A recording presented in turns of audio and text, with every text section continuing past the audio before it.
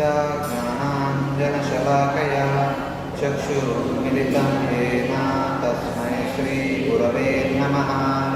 श्रीचैतन्यमनोभीष्टं स्थापितं येन भूतले स्वयं रूपगदामेयं ददाति स्वापदान्तिकं। वन्देऽहं श्रीगुरो श्रीयुतापदकमलं श्रीगुरुं वैष्णवांश्च।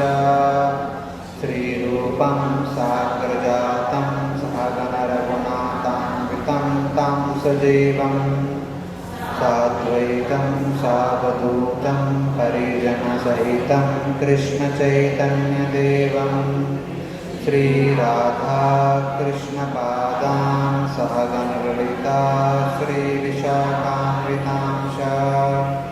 नमो ॐ विष्णुपादाय कृष्णप्रेष्ठाय भूतले श्रीमते भक्तिवेदान्ता स्वामिनिति नामिने। नमस्ते सारस्वती देवे गौरवाणी प्रचारिणे निर्विशेषा शून्यवादी पाश्चात्यदेशतारिणे। नमो महावदन्याय कृष्णप्रेमप्रदायते कृष्णाय कृष्णचैतन्य नामिने गौरतिषे नमः। हे कृष्णा करुणा सिन्धु दीनबन्धो जगत्पते गोपेशा गोपिकान्ता राधाकान्ता नमोऽस्तुते। तप्तकाञ्चन गौराङ्गी राधे वृन्दावनेश्वरी वृषभानुसुते देवी प्रणमामि हरिप्रिये।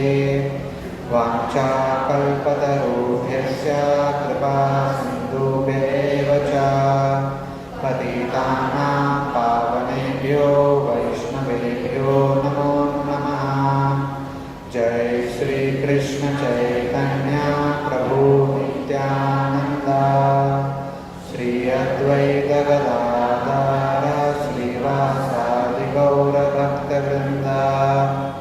हरे Krishna Krishna Krishna Hare Hare Hare Ram Ram Ram Hare Hare.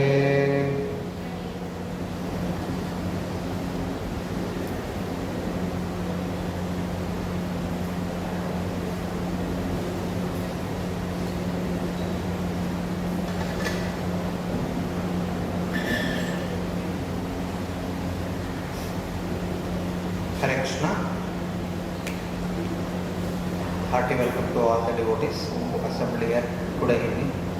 It's raining throughout the day since last 3 days. So, in spite of that, all of you made an endeavor to come all the way here. Thank you very much for joining us today evening.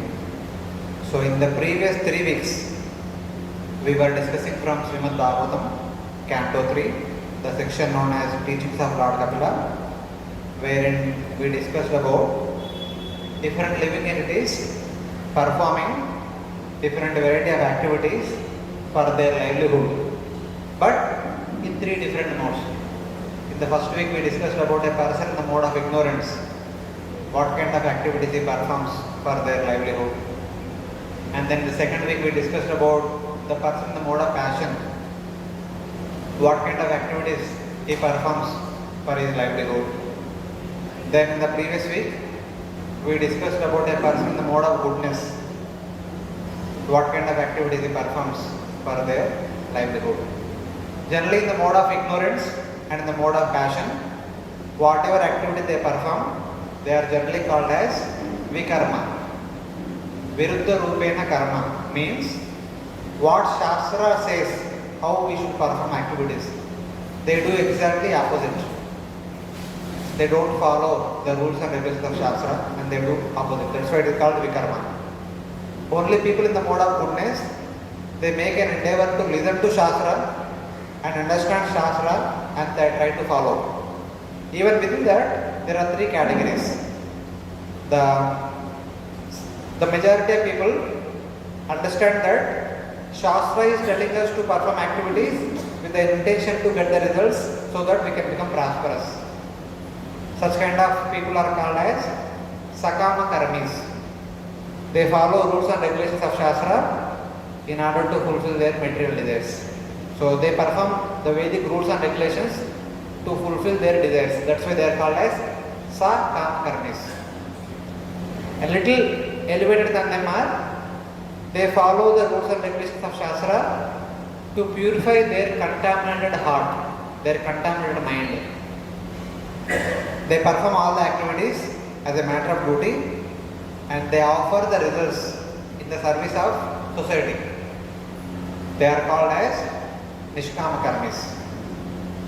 But people who are little more matured, they really understand the essence of Shastra. They also perform activities as a matter of duty, offer the results in the service of Supreme Lord. They are called as Nishkama Karma Yogis. So like that, even the mode of goodness also we have 3 categories. And today and also next week, we will try to understand what is Jnana and how different people practice Jnana in different modes. So before getting into that, couple of inquiries, couple of clarifications. All of us have been to school in our childhood, then eventually college, university and so many other things, then office, etc. What did we learn in the school? Starting with nursery, LKG, UKG, etc. What are the different things that we have learned in the school? Whatever you have learned in the school, college, what it sums up to?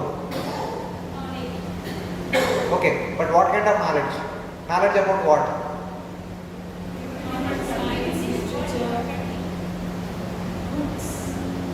Okay. Sorry?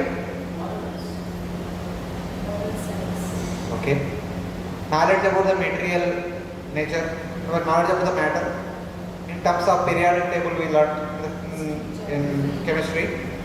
Then we also learned about history, social studies. We learned mathematics.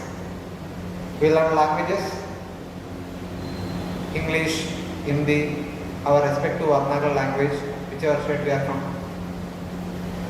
And then as we go further, higher and higher studies.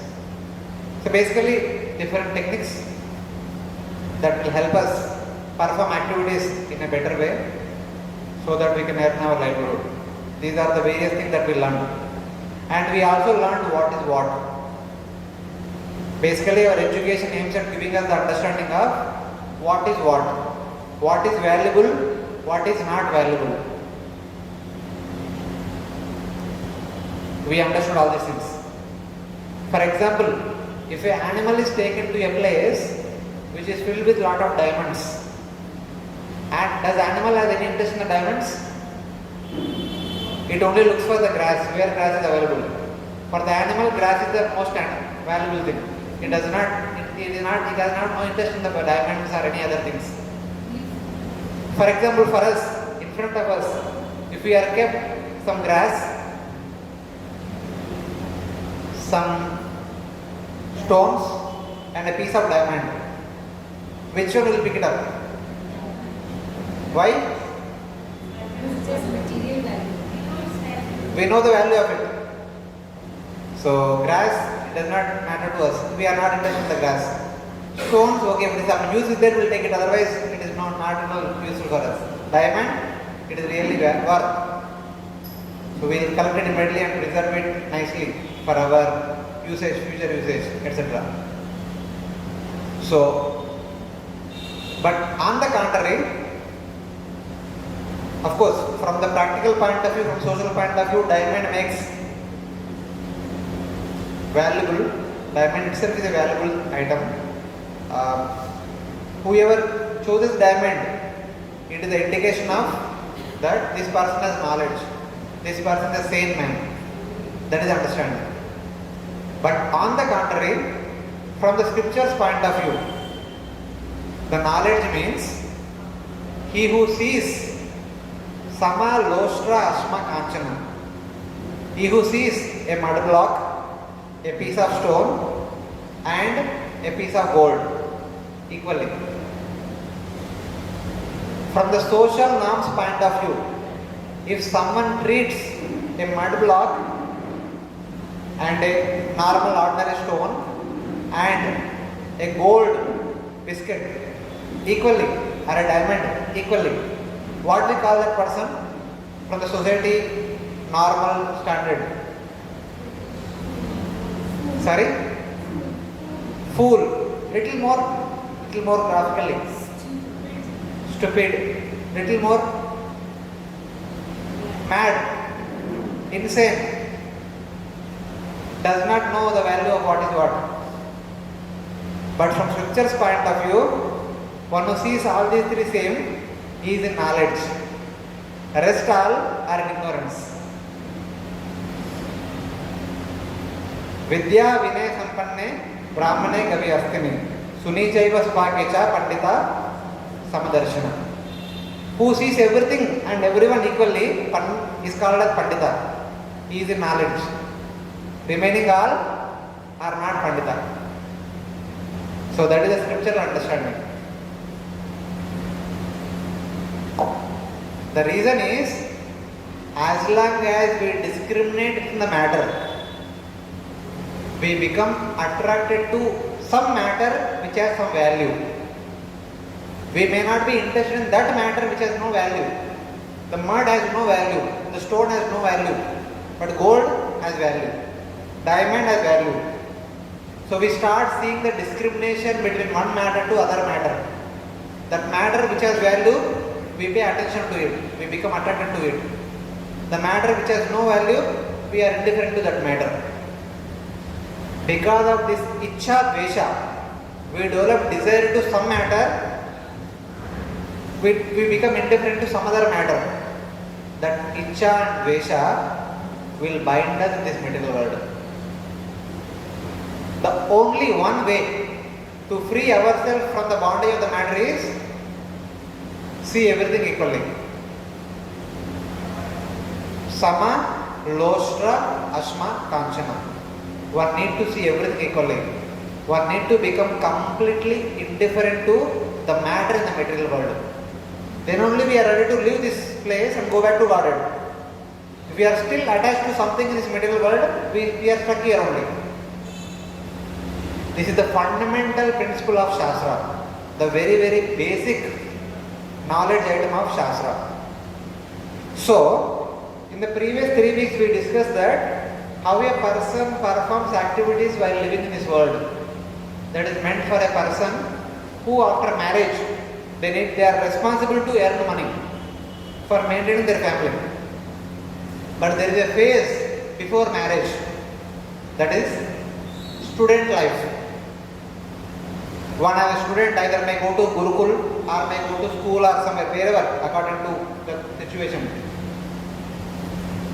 The school days are meant to give us proper education. So in the past, all the students used to go to Gurukul. The majority number of years are dedicated to teach Sankhya in the Gurukul. They are taught what is what. Just like we all went to school, in the school we studied what is what. We have studied all the alphabets starting with A all the way up to Ksha. We have studied all the numbers starting with 0 all the way up to 9, combining all 0 to 9 numbers come in multiple order. We have studied addition, we have studied multiplication, subtraction, so many other things. We have studied about geography, different countries, different continents, different oceans, different rivers, different mountains. We have studied biology, how the physical body grows.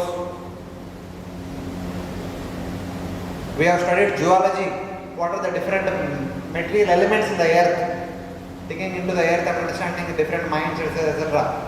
Like that we have studied so many things.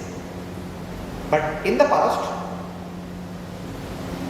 the most of the time is dedicated to study Sankhya. Because Sankhya is the fundamental principle or the fundamental teachings for a student to learn, based on which they can lead the entire life. If you remember, Bhagavad Gita, chapter 1.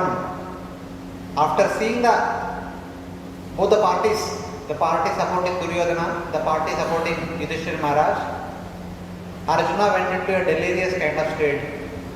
What I am here up to? I have come to here to kill my grandfather Bhishma, Guru Drona, and other masters like Krupacharya, Shelly, and others like Ashwatthama friends. So have I come here to kill all our kinsmen? Why have I come here? Why do I need to get the kingdom after killing our own kinsmen? I don't know what I am doing right or wrong. My dear Krishna, please you become Guru and tell me what I am supposed to do. Then very briefly, in 5 slokas, sloka number 11 to 15, in the 2nd chapter, Lord Krishna teaches the essence of all the Vedas very justly. In 5 verses only gives the essence of all the Vedas, what you are supposed to do, why you are supposed to do. Everything it tells. But Arjuna is still dumb-faced. He did not understand the meaning of those 5 verses. Then Lord Krishna elaborated the meaning of those 5 verses in the remaining 2nd chapter. But the discussion starts with Sankhya. Sloka number 16, all the way up to sloka number 30. In 15 verses, Lord Krishna talks about the distinction between the body and the soul. Without proper understanding of what the body consists of, what the soul is made up of, one cannot follow the rules and regulations given by scriptures. Because this is the fundamental understanding based on which we can follow the scriptural rules and regulations, scriptural injunctions. Otherwise, our following the rules and regulations of the scriptures are all simply imitation. They are simply superficially touching upon the surface. Without this basic understanding what the body is, what the soul is, we may follow n number of rules and regulations, we may follow n number of cultural customs, n number of rituals as that we follow, as they have come the family lineage, generation after generation. They are simply following only. We are simply following just as a matter of custom without understanding the basic principle. The basic principle for anything to do in connection with the Vedic literature is understanding the distinction between the body and soul, without which rest are of no use only. So, this knowledge is given to each and every student in the Gurukul, and that subject is known as Sankhya.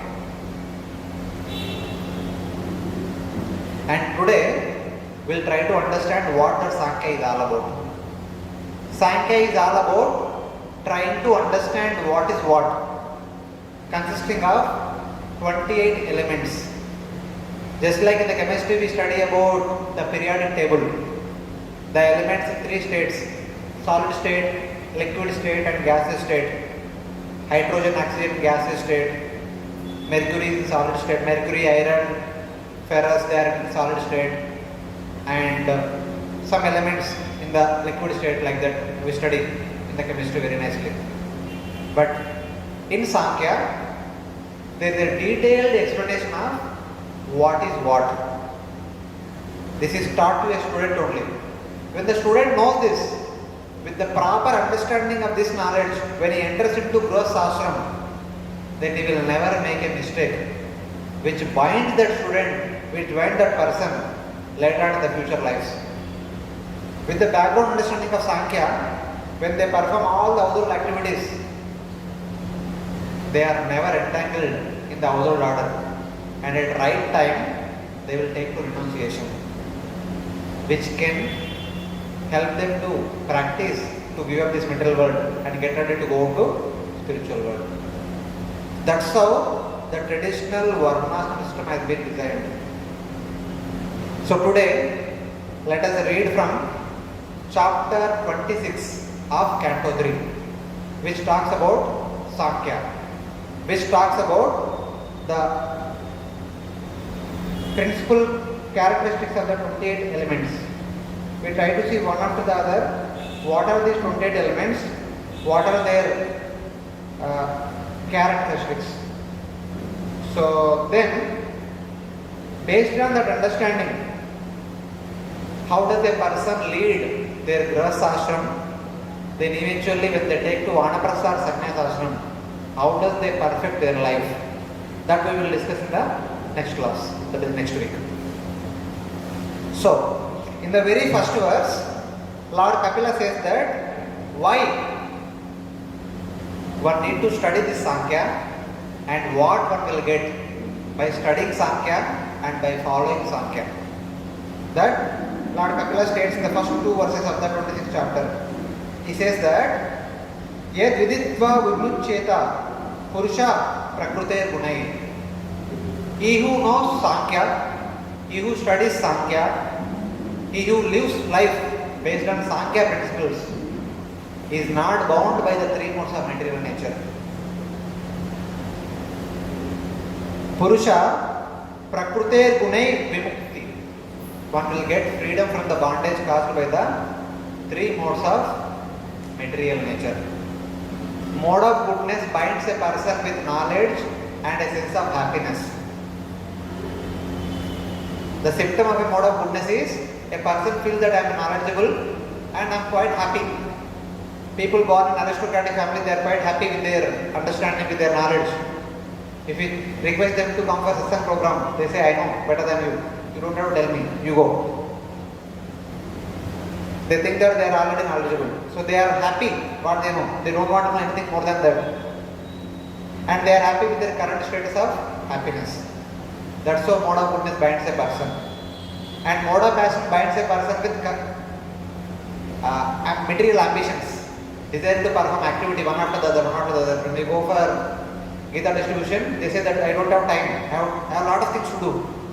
And this is, I am in prime youth. I need to earn a lot of money. I need to achieve so many things. I don't have time. Bhagavad Gita is all meant for the retired people, old age people. They have freedom, they can read. But right now I don't have time. That is a symptom of mode of passion. And person in the mode of ignorance, they are indifferent to what is what. They are in deep slumber. They say, take Bhagavad Gita, read Bhagavad Gita, come to temple, attend satsang program. They say, are you gone mad or what? Gita? Why Gita? Gita Gita chalta nahi. Chalo, hat jao. So I have to go to evening bar and restaurant, something like that. He has many other things to do in life. This Bhagavad Gita, going to temple, that is all for others, not for me. Like that, person in the mode of ignorance always says. That's how the three modes binds us. But he who knows Sankhya thoroughly, he who lives life based on Sankhya, is not bound by three modes of material nature. And the second verse, Lord Kapila further says, what are the further benefits of knowing and understanding Sankhya? Jnanam nisreyadarthaya purushasya atma darshanam yadahur varne tatte hridaya granthi bedanam. Hridaya granthi bedanam. Hridaya granthi means not within the heart. Our heart is attracted to so many so-called material ambitions, so-called material achievements, etc. etc. But he who knows Sankhya, that knot which is binding us to this material world is completely cut. And more important, that is Atma Darshanam. Every minute, every second they will be able to see Atma. Currently, if somebody asks, who are you? What is your introduction? Immediately I say, so my name is, so currently since I am a brahmachari in the temple, I may say Pavaneshwar Das. Otherwise, I would introduce myself. My name is Pandu Santoju. My parents are so and so. I am born and brought up in so and so place. I did so and so education. I worked in so and so company. Currently I am working in so and so company, so and so place with so and so designation.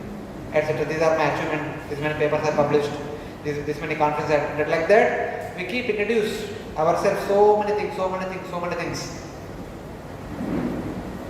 But whose achievements are they? Are they Atma's achievements? Are the intelligence's achievements? Are the mind's achievements? Are the body's achievements? Today we will try to understand who is doing what, whose responsibility is what Atma does, what the body does, what the intelligence does, what other things does. So the person who knows who is doing what is never in delusion, is never in doubt, is always in proper understanding. What I am doing, what others are doing, he is always clear about it. So that person will be able to see Atma every now and then. Others, they will never be able to see the Atma. That will be the result of knowing Sankhya. Sankhya teaches us about who is who or what is what, about 28 personalities. In total there are 28 personalities. 5 Panchamahabhutas: earth, water, fire, air, ether. And 5 properties of these 5 Panchamahabhutas.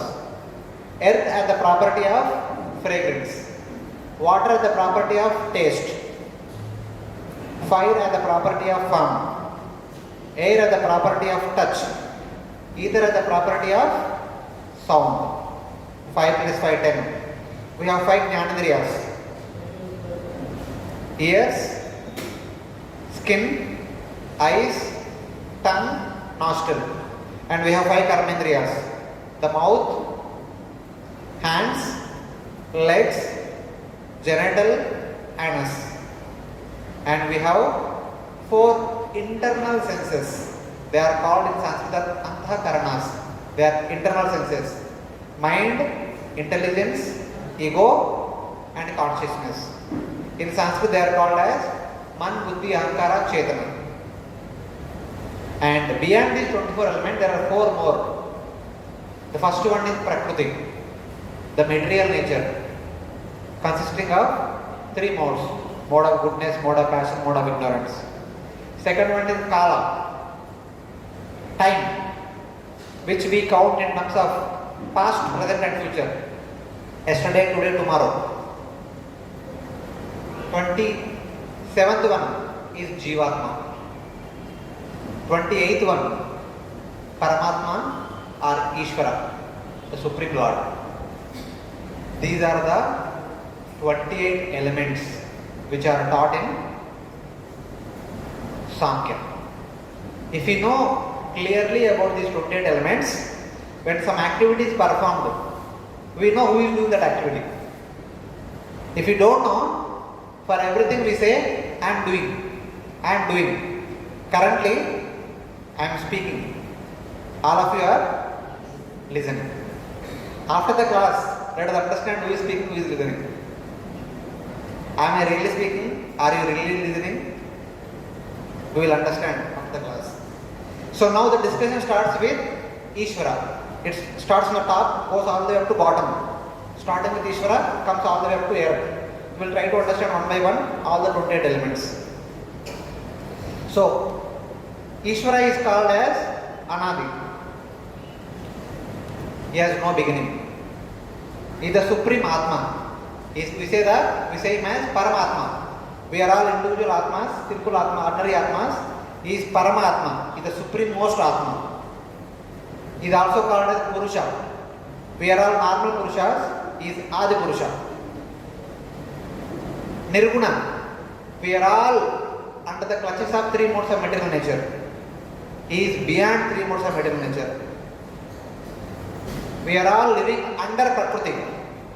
It is by Prakriti we are sustained. But he is beyond Prakriti. Prakriti Para.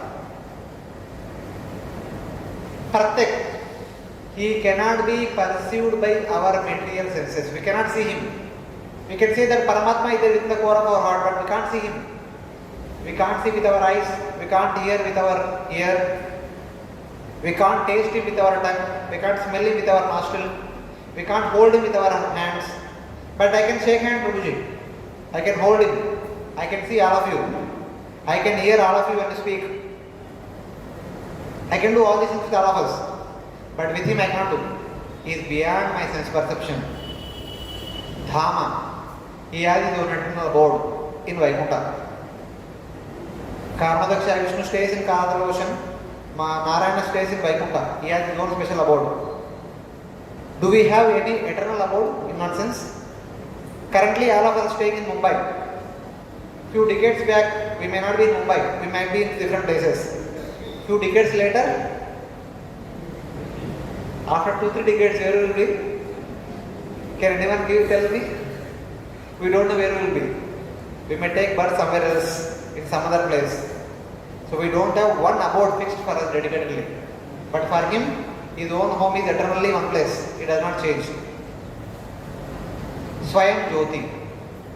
He is self-effulgent, but we are not. If the electricity bulb is not working, we can't see each other. We need always something, sunlight or electricity bulb or something we need.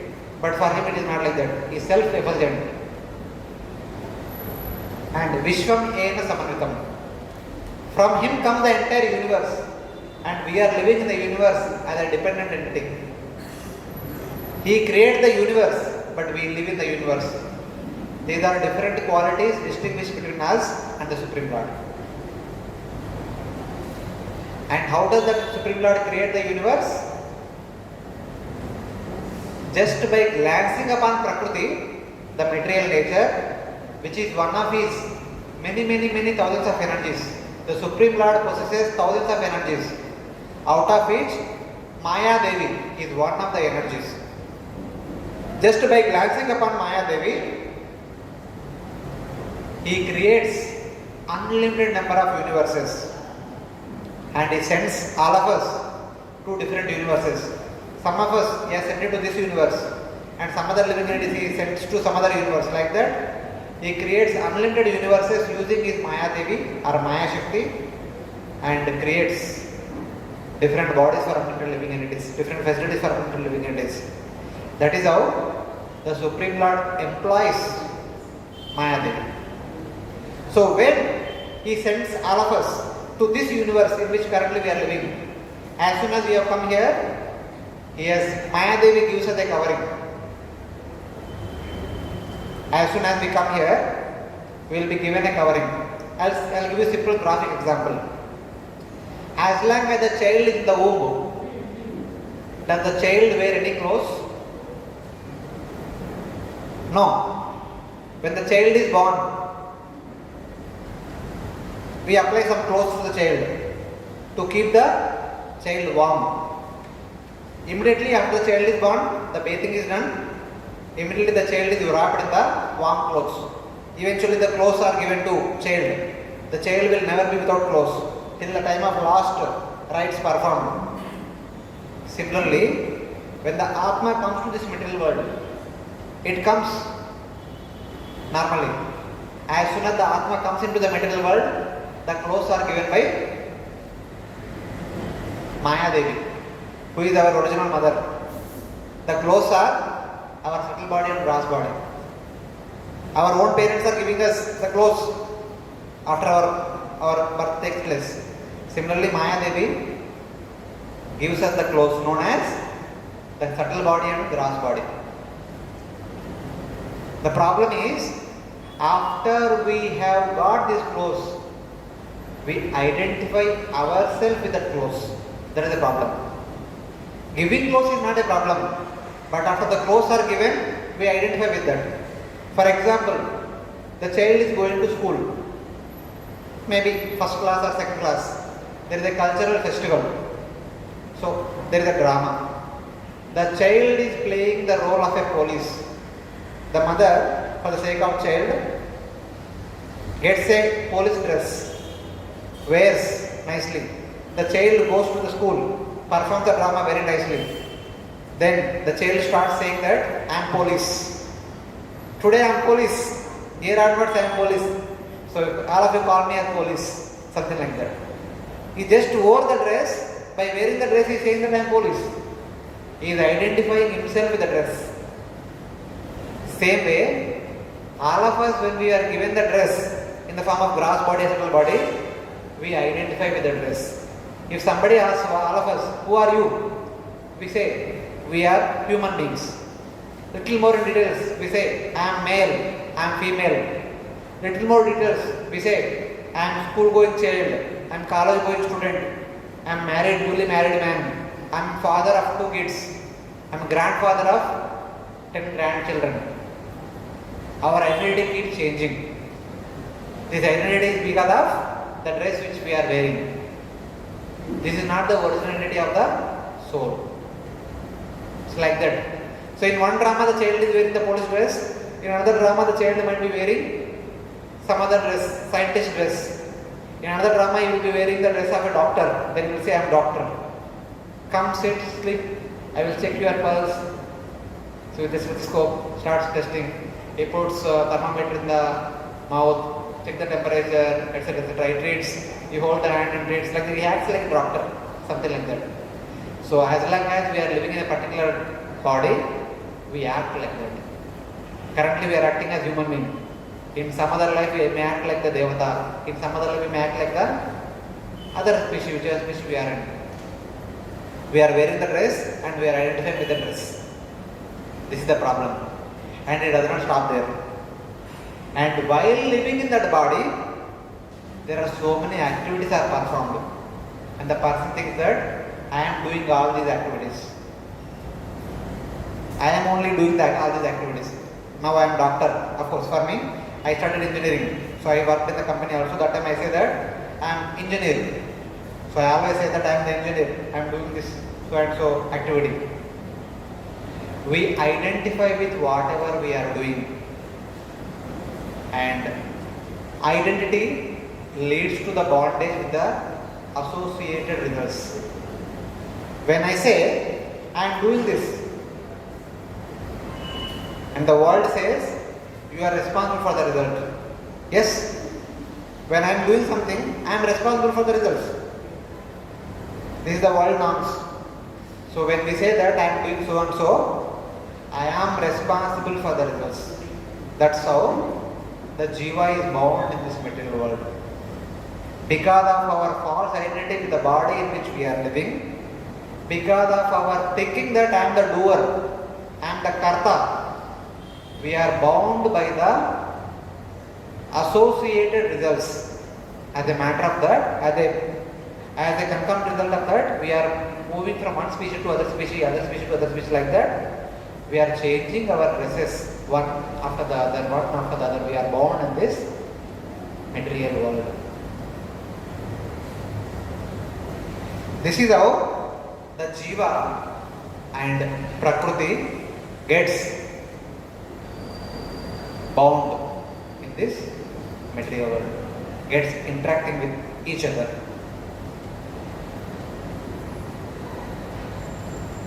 How this comes into existence? How the bondage between jiva and prakriti takes place? The instigator is time.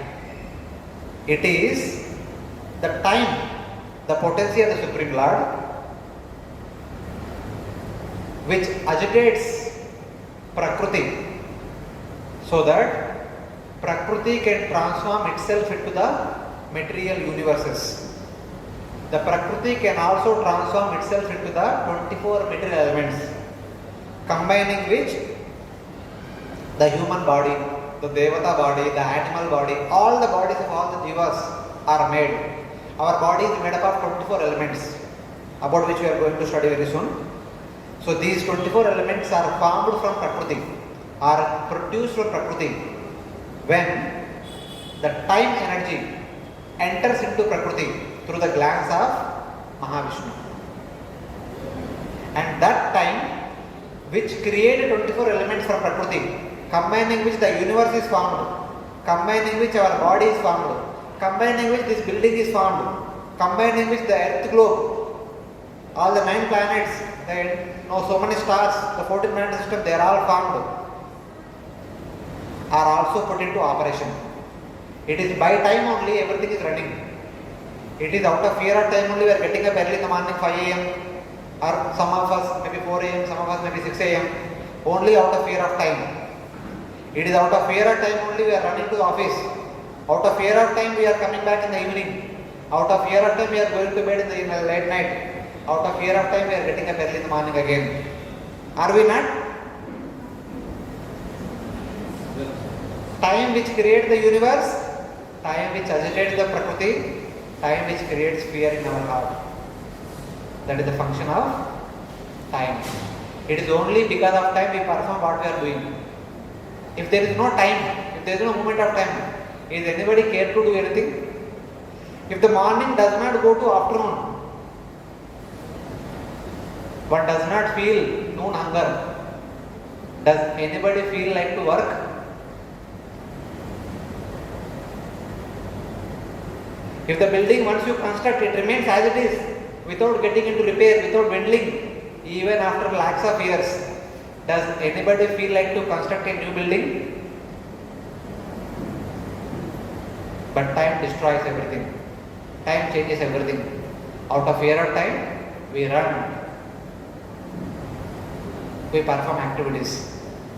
So it's like that. And that time, agitating Prakriti produces 24 elements. Now let us see one by one what are those 24 elements. All the 24 elements are manifested from Prakriti. Prakriti is called with different names. It is also called as Pradhana, it is also called as Avyakta, it is also called as Nitya, because Prakriti is also eternal as Atma. So, when Mahavishnu glances upon Prakriti, it is like you take a seed, any seed. For example, now mango season is about to end now. We take a mango seed, we put it to the ground. In 2-3 days later, what happens to that mango seed? It sprouts. A small sprout comes out, which is inside the earth only. That eventually transforms into a big root. Then in due course of time, there is a small sapling that grows further and further, becomes to a big, huge, gigantic tree. And later on gives the fruits and all, etc. Similarly, when Mahavishnu glances upon Prakriti, it slowly manifests one after the other, all the 24 elements. The first element which produced was Mahatattva. Mahatattva is that element which is made up of pure goodness. Mahatattva is that element which transforms itself into Chitta, which we call it as consciousness, which is meant for the worship of the Supreme Personality of Godhead.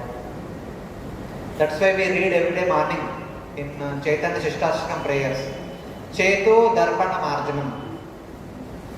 We need to purify our consciousness by the process of Shravanam and Kirtanam, chanting Hare Krishna Mantra and Japa, chanting Hare Krishna Mantra and Kirtan, hearing Srimad Bhagavatam, attending morning Arati, etc., deity worship, etc., by which slowly we are purifying our consciousness. So consciousness, by originally it is in the mode of pure goodness, but since it has come to the material world, it becomes contaminated. The water in the clouds, it is pure, but in the rainy season, when the water comes down, falls on the ground, it becomes contaminated. Same way, consciousness in its constitutional position is pure, in pure goodness, but when it comes in contact with matter, it becomes contaminated. That we need to purify it. It is in Chitta we can pursue Paramatma. It is in Chitta we can worship the Supreme Personality of Godhead. That's why the Prabhupada called our movement as Krishna Consciousness Movement. It is through our Chetana we can meditate upon Lord Krishna. It is through our Chetana we can think of Lord Krishna, we can contemplate Lord Krishna's mercy, we can meditate upon Lord Krishna's various pastimes. All those things happen within our Chetana only. Thinking about our Atma, thinking about Paramatma or Krishna is all about the activities of Chetana. They are not the activities of the senses, they are not the activities of the mind intelligence. devotional service, all the activities connected to bhakti are all the activities of Chaitanya. Any bhakti activity that we are actually performing, they are actually done by Chaitanya. If Chaitanya is pure, we can perform pure bhakti. If Chaitanya is not pure, we are practicing conditional bhakti. Something like that we can understand. And from that Chaitanya and from that Mahatattva, there appears Ahankara. Ahankara gives us identity, the material identity. Ahankara is the first element which makes us interact with matter. Till Chaitanya, the interaction is with the Atman Paramatma only. But Ahankara is the first element which makes us interact with matter. Since I am living in this body, my Ahankara giving me an identity that I am a human being, I am male. That identity is due to Ahankara. I am the son of so and so parents. I am the student of so and so school, college and university. I am graduate of so and so subject. I am the employee of so and so employer. I am the husband or wife of so and so wife or husband. I am the father of so and so children. I am the grandfather of so and so children. All such kind of identities are given by Ahankara. It is the function of Ahankara time to time to give us an identity. It is Ahankara feels satisfied. Somebody glorifies us that, oh, you are very intelligent, you are very nice gentleman, you are very extrovert, you are very polite, you are so handsome, you are so beautiful. When somebody says that, it is Ahankara going through the pleasure. When somebody says that, you are fool, the Ahankara goes through pain. Ahankara is the actual enjoyer.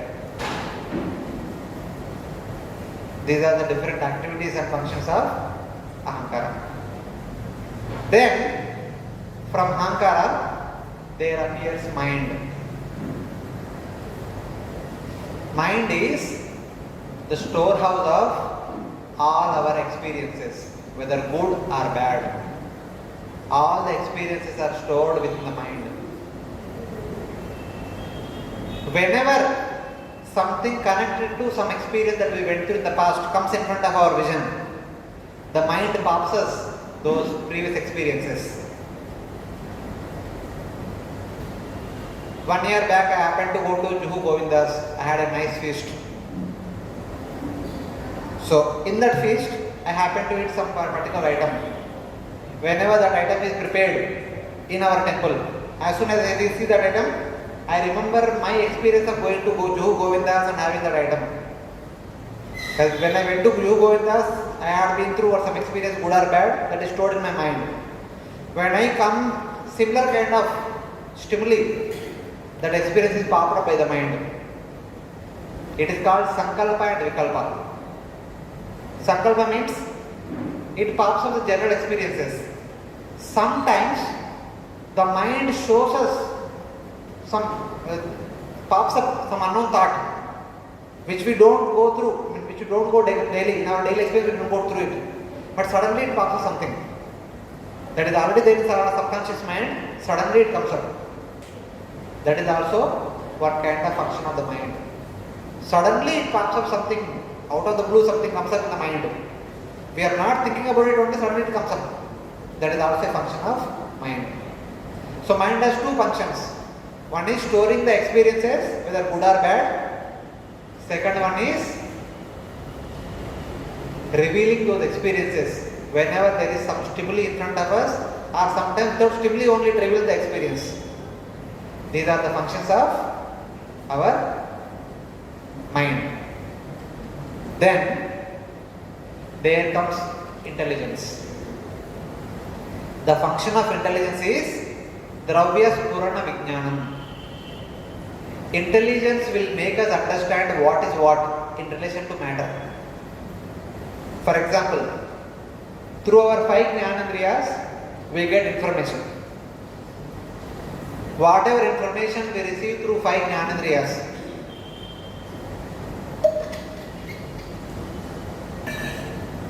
It is intelligence which analyzes the raw information received from the five senses and tells what is what. Currently, my eyes are seeing all of you, and my intelligence will tell that I am seeing all of you. Some of you are wearing white clothes, some of you are wearing pink clothes, some of you are wearing red clothes, some of you are wearing black clothes. The distinction of the colors is revealed by the intelligence.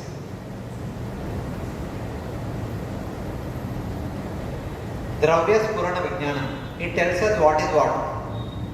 Whatever matter we receive through five senses, it is analyzed very nicely and given to us.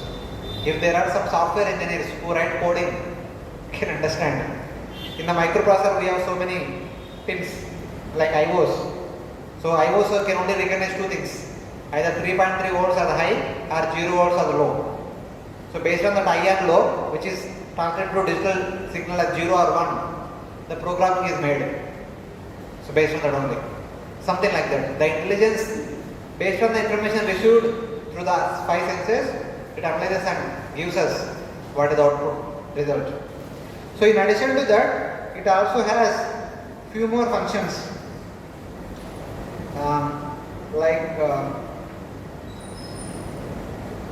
It is connected to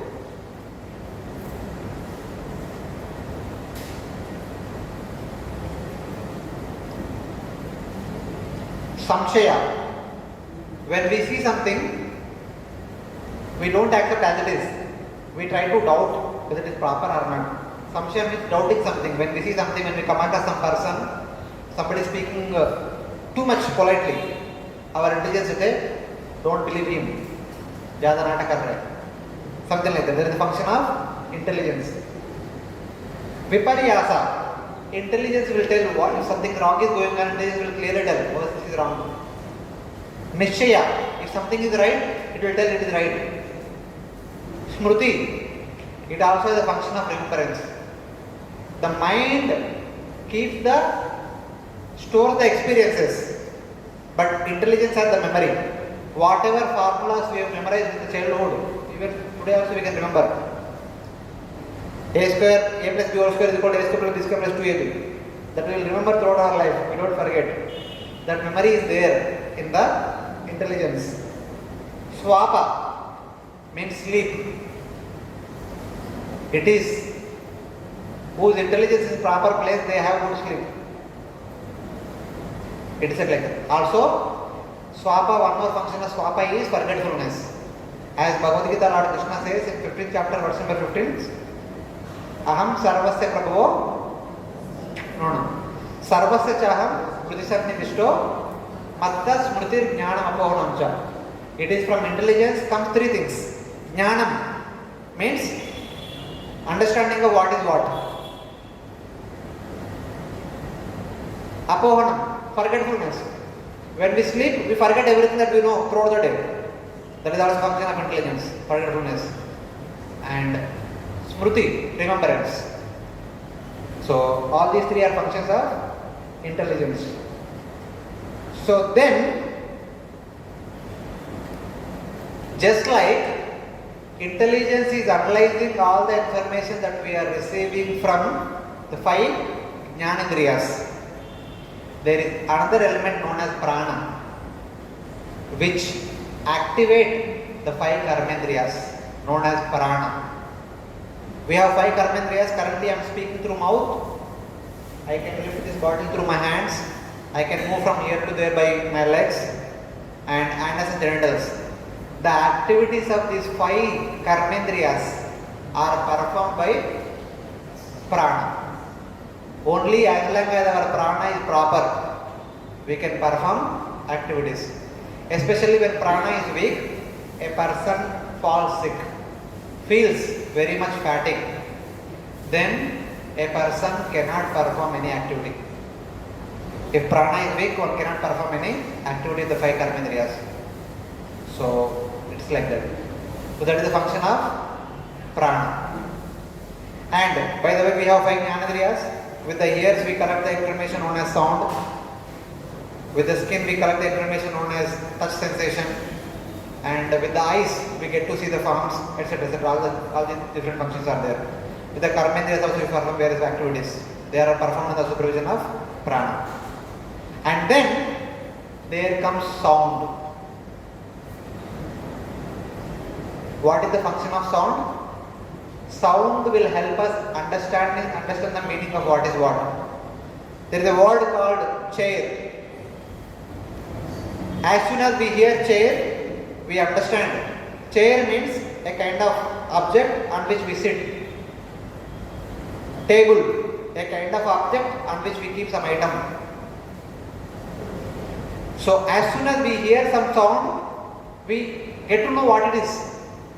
That is the function of sound. At the same time, as soon as we hear some sound, we also understand who is speaking. A bird is singing, parrot is singing, a crow is cooing, a child is crying, mother is speaking, father is shouting. We can understand who is speaking. Even though the person may be behind the walls, we may not see him. But just by hearing the sound, we can understand who is he. And it is by the sound the pastimes of the Supreme Lord are revealed. When the speaker is speaking Krishna Katha, we actually imagine what's happening in the Leela.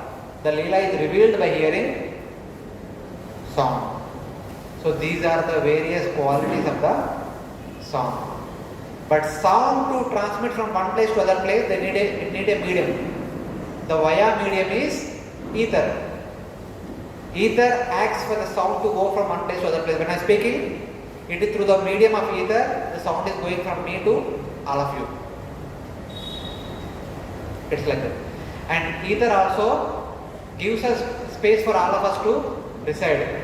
We are all living in the eternal atmosphere only. If there is no ether, if there is no space, we can't live in this world. And then there comes touch sensation.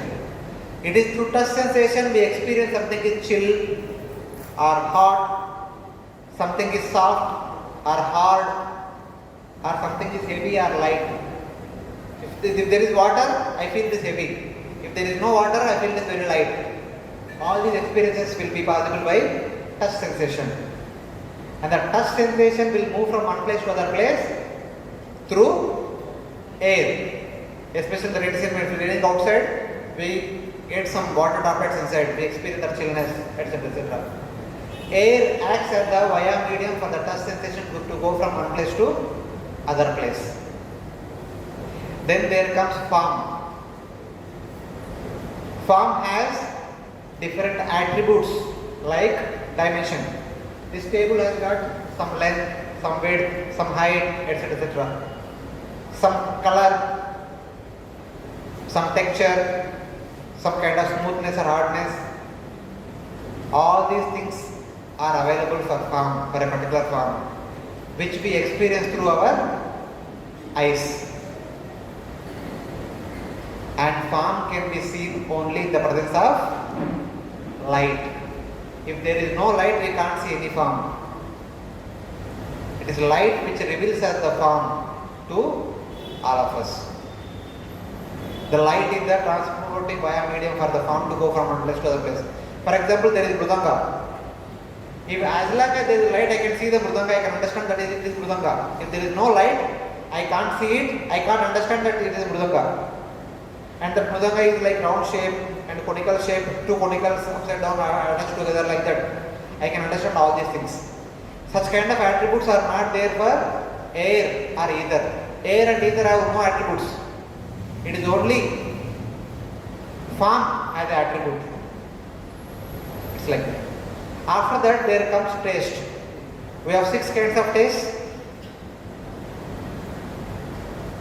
Salty, sweet, bitter, pungent, etc. etc. All 5 tastes, 6 tastes are expressed by our tongue. But how that experience is possible? It is only through the medium of water. If there is no water, we cannot experience the taste. And water also has many other functions. It is water keeps things together. For example, if you want to make chapati, atta, the wheat flour by nature is distinct. If you keep it together, you need to add water. or some oil or some ghee, then only it becomes one and you can make chapati. So water keeps things together. Without water things cannot be together. Even for that matter, the earth remains stable means it is because of water. Earth by nature is dust particles. By adding water only it remains stable. So the function of water is to keep things together or make us experience tasty, or it removes our hunger and thirst. All these things are possible only by water. And then there comes fragrance. The next element is fragrance. Fragrance also has multiple variety. Good fragrance, bad fragrance, foul fragrance, etc. That is transmitted through the via medium of earth. Basmati rice produced from earth has a nice fragrance. Rose flower produced from earth has a nice fragrance. Gutter or dustbin produces some foul smell, something like that. So the fragrance transmits through the element known as earth, and it is from earth we can make the deities. It is from earth we can construct our buildings. It is on the surface of the earth all of us can live. If there is no earth we can't live. How long we can fly in the air? Can we fly in the air? No. Since there is the earth, we are able to live here. So that is the function of earth element. So like this, there are 24 material elements and 4 subtle elements, or we can call them as spiritual elements, which are eternal. Prakriti, Kala, Jiva and Paramatma. These 4 are eternal. The 24 material elements are temporary. One who understands the nature of all these 24 elements can understand who is doing what. We may say that, all Matajis can say that, I made chapati today. Now who is doing chapati?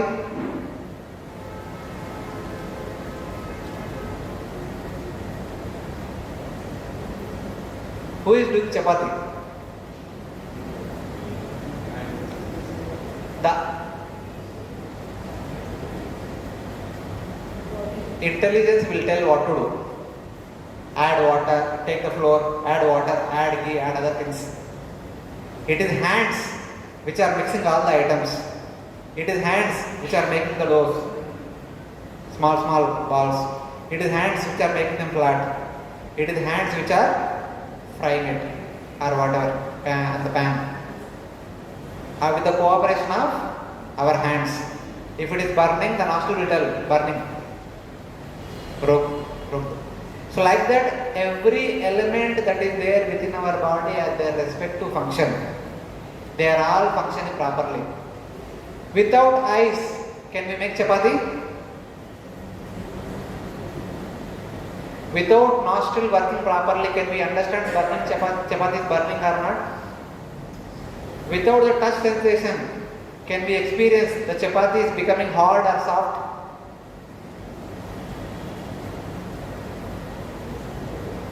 So it's like that. So everything has got their respective role and responsibility to perform. So this knowledge is taught to one and all in the Gurukul in the past. So by studying this, with that proper understanding, they lead their life. So how they lead their life, we will study next week. So we'll stop here. So पीछे से बहुत signal आ रहा है, time हो गया करके. Since we have Damodar Ashtakam, Jagannath Ashtakam to be sung. So we'll stop here. If devotees have any clarifications later on, we'll discuss after that. Hare Krishna. And we'll continue more next week. Thank you very much. Grantharaj Srimad Bhagavatam ki, Srila Prabhupada ki, Antakoti Vaishnava Bhakta Vrinda ki.